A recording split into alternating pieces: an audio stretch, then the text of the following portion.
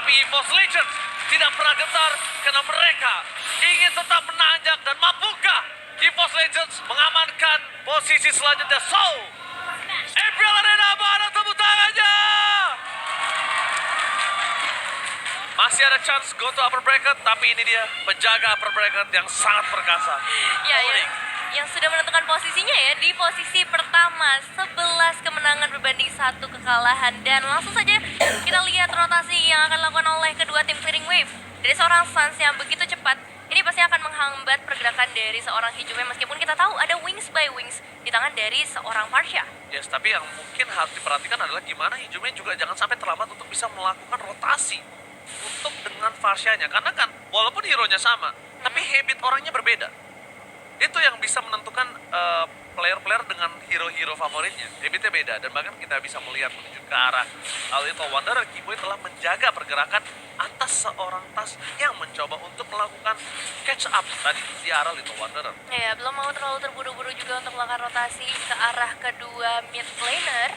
Karena kita tahu sendiri di early ini bakal cukup sulit juga ketika mau melakukan instant kill ke area top lane ataupun ke area bottom lane. Tapi gold laner sih harusnya bakal menjadi prioritas dari kedua tim.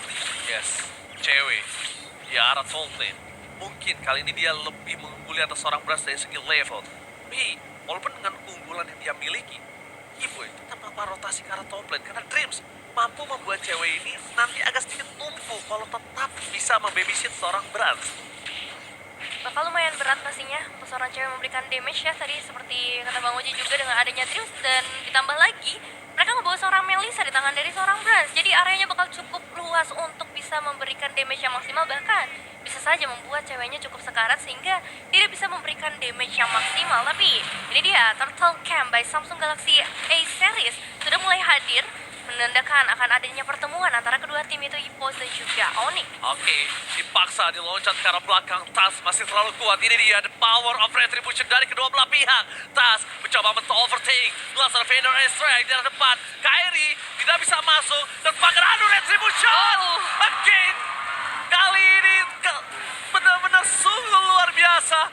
Kairi bisa menunjukkan permainan luar biasa, tapi Psychos terlalu dalam, masuk ke dalam perangkap dari pasukan Onyx. Di sisi sebaliknya Brans di take down seorang diri di arah top lane. 2 poin kill diamankan oleh pasukan Onyx. Wow. Tas harus benar-benar memikirkan yang dia lawan kali ini adalah Kairi. Top power of retribution di MPL season yang 11. Dan lihat, dari talent prediction, 3 Onyx dan 3 EVOS Legends, aku melihat dengan adanya seorang Popheus ini bisa menjadi hambatan untuk Onyx. That's why aku pilih karena EVOS Legends. Ya, benar, itu bisa menjadi salah satu faktor yang cukup menentukan kemenangan dari EVOS Legends di game kali ini dengan adanya Psychos. Tapi kita ngeliat juga bagaimana tadi pergerakan dari seorang Sans begitu rapinya untuk bisa menghindarkan tempat pertempuran yang ada di area sekitar Turtle. Begitu juga mereka ngebawa salah satu retribution terkuat. Sans bahkan mengambil ultimate karena seorang Lancelot. Phantom Execution dibuka. Tas terperangkap. Tas akan di take down. Hilang begitu saja. Terpancing dengan ada pergerakan Sans yang ternyata dia sengaja melepaskan semua skill yang dimiliki dari seorang Tas. Akhirnya Tas gak punya lagi escape skill mechanism. Wow, Sans ya, lagi-lagi pancingan yang begitu luar biasa ia lakukan. Cuman masih fokus kita ke arah kedua gold laner kali ini. Kiboy di level yang kelima, dia udah bisa mulai menendang-nendang siapapun yang melewati daerah teritorinya, termasuk ke arah seorang Zeus ataupun Hijume, yang terlihat memang sudah mulai melakukan rotasi ke area gold lane. Ya bukan hanya melakukan rotasi, tapi di arah emblemnya silakan Devin. Oh ya, kalau kita lihat dari segi emblemnya Mr. Shop di tangan seorang Psychos, begitu terburu-buru pastinya untuk bisa mendapatkan item yang maksimal. Kalau kita ngomongin ke arah dua mid laner, pasti fokus ke arah Magic. Begitu juga untuk kedua jungler, Demon Slayer yang bakal menjadi prioritas mereka. Karena lagi-lagi ini adalah perebutan retribution untuk Turtle yang kedua yang sudah muncul di dalam Land of Dawn. Tapi aku ingetin lagi nanti Nevin ya, aku mau mengingatkan nanti akan ada sesuatu muncul karena udah ada satu tiket playoff yang sudah dijual. Tapi nanti ya, tapi sebelum itu kita bakal menyaksikan di mana Tas akan coba melakukan zoning hard terhadap seorang Kairi. Kairi mencoba diganyang terlebih dahulu, fokus ke arah seorang Kairi, belum ada Battle of Retribution. Kairi menuju ke arah belakang, terpakai Retribution lagi dan lagi di tangan Kairi. Wow. What?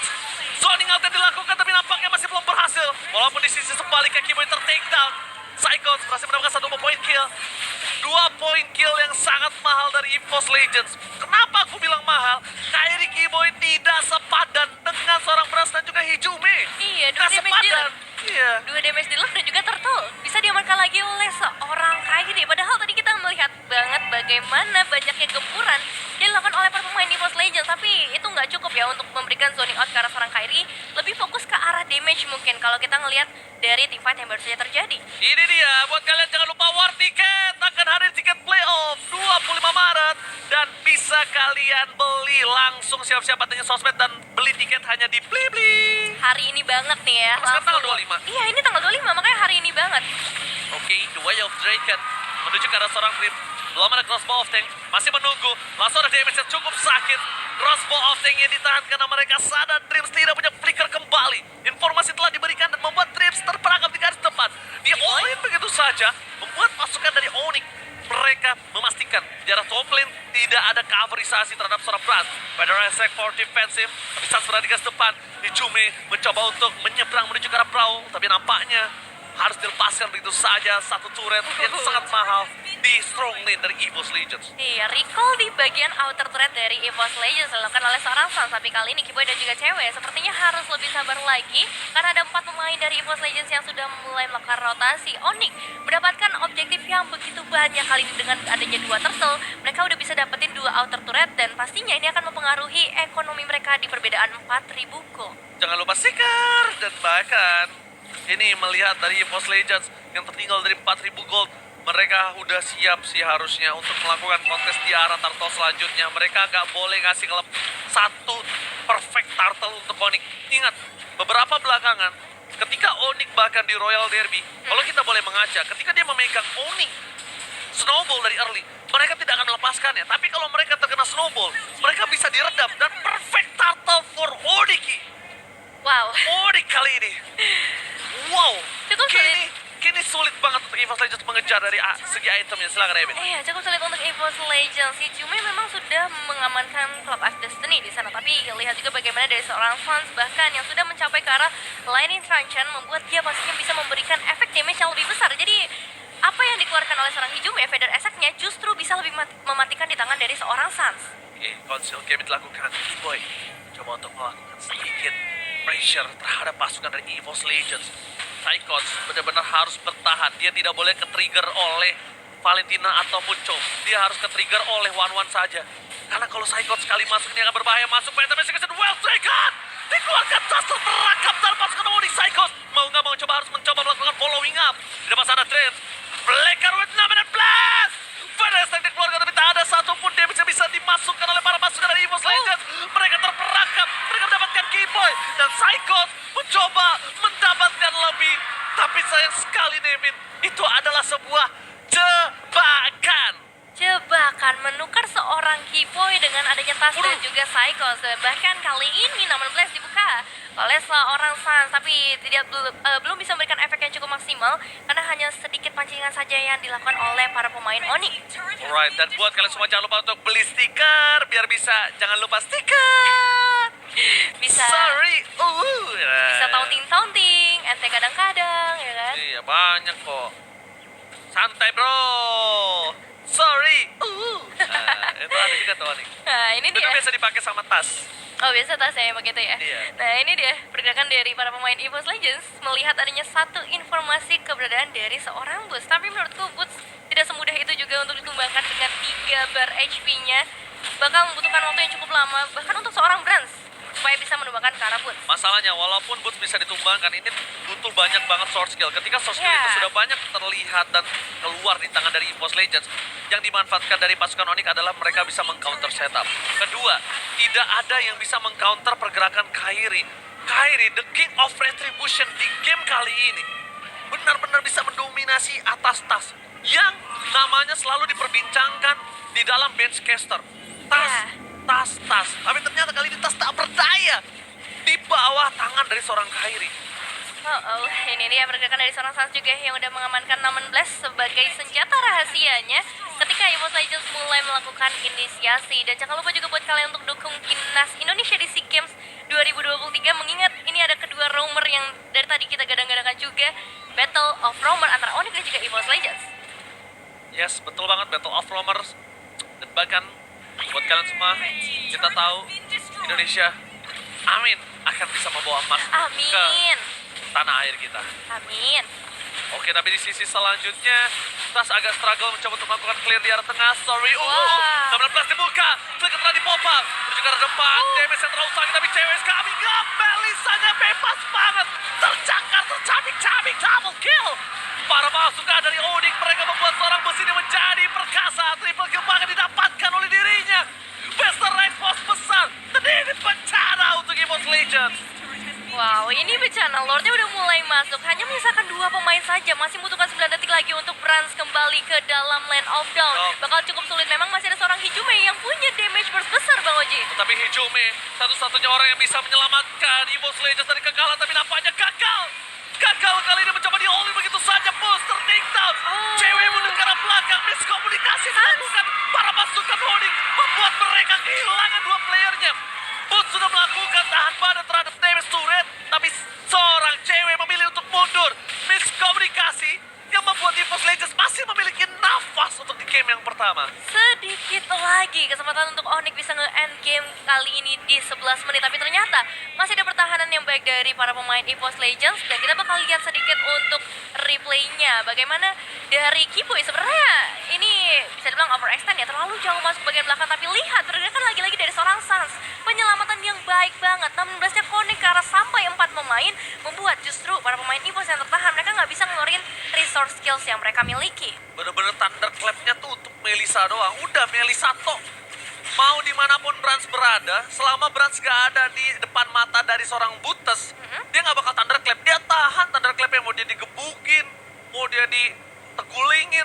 Selama gak ada Brans, gak kegapai ke arah Brans, dia gak bakal pakai thunderclapnya. Ya, cuma masalahnya sekarang adalah perbedaan 11.000 gold di menit yang ke-12, Bang Oji, di mana satu persatu pemain dari EVOS Legends sudah mulai mengeluarkan resource-nya. Feather Attack dibuka di sana untuk mengusir gerakan dari seorang Kiboy yang memang begitu lincahnya sedari tadi karena Lord sudah mulai hadir juga di dalam Land of Dawn. Apakah EVOS Legends akan mencoba melakukan adu di dalam objektif mereka? Tapi Psychos harus mundur ke arah belakang.